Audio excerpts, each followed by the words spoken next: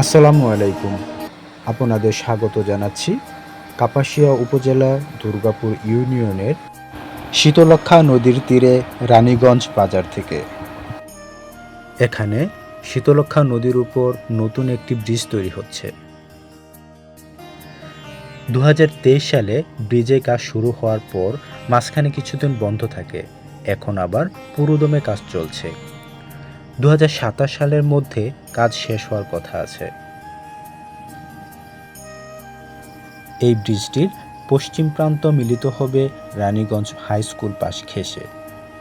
নদীর মাঝখানে গোল চত্বর হয়ে পূর্ব প্রান্তের একটি অংশ মিলিত হবে বটতলা, অন্য অংশ মিলিত হবে ব্রহ্মপুত্র নদের উপর দিয়ে নরসিংদী জেলার শিবপুর থানার লাখপুর অংশে।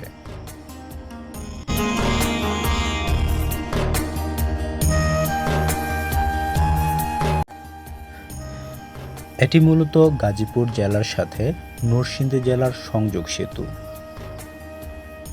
এই সেতু দিয়ে ঢাকা টু ব্রাহ্মণবাড়িয়া সিলেট যাতায়াতের বিকল্প একটি রুট হিসেবে ব্যবহার করা হবে। এছাড়াও কাপাসিয়া উপজেলা দুর্গাপুর ইউনিয়নের সাথে সন্মানিয়া ইউনিয়নের যোগাযোগ ব্যবস্থা উন্নত করবে।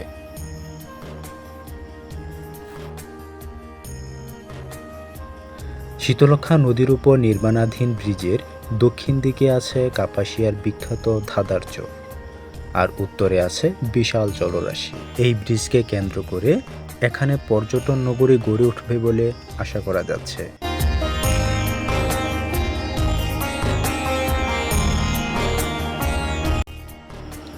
যে কোনো দেশের অর্থনৈতিক উন্নয়নের জন্য উন্নত যোগাযোগ ব্যবস্থা আবশ্যক।